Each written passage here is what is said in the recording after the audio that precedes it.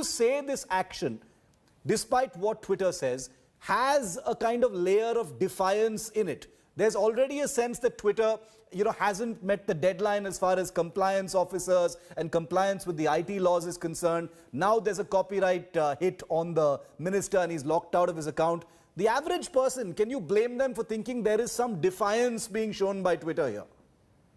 Possibly, and yes, whilst it is speculative to talk about it because we are just assuming here, there seems to be some kind of a message that they are trying to pass through saying we are only amenable to American laws, and that is not a good thing in terms of their understanding.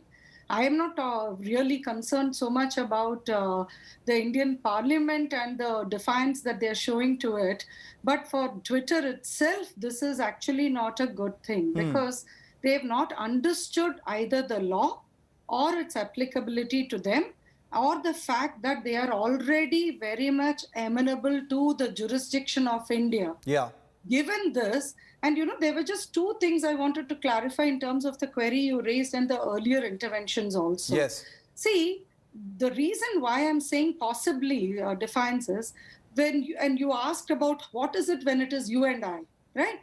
Under the Indian law, if you and I needed a takedown like this, and Rahul is wrong in saying that the intermediary guidelines don't apply, intermediary guidelines very much apply to copyright takedowns, and it gets covered under that.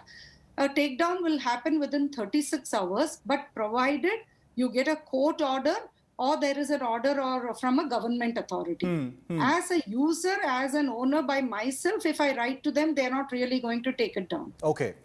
And this was so bad before the new intermediary guidelines came that even if it is violent content against women, you still had to do these two things: get an order from court or from it had to be a law enforcement or a government authority's order for them to take it down.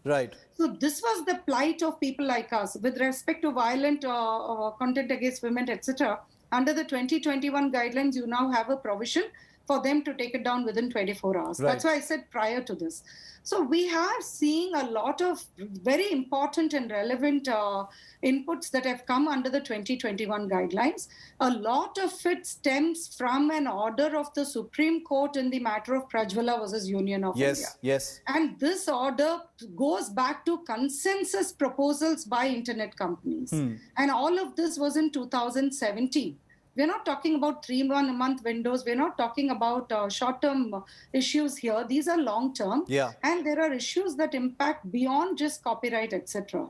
To then bring it down to a fight about copyright and also applying an external law with respect to a union minister in India, with respect to content possibly emanating from India, is definitely corporate overreach. And people who are talking about executive overreach should not start setting examples like this, which is just going to boomerang.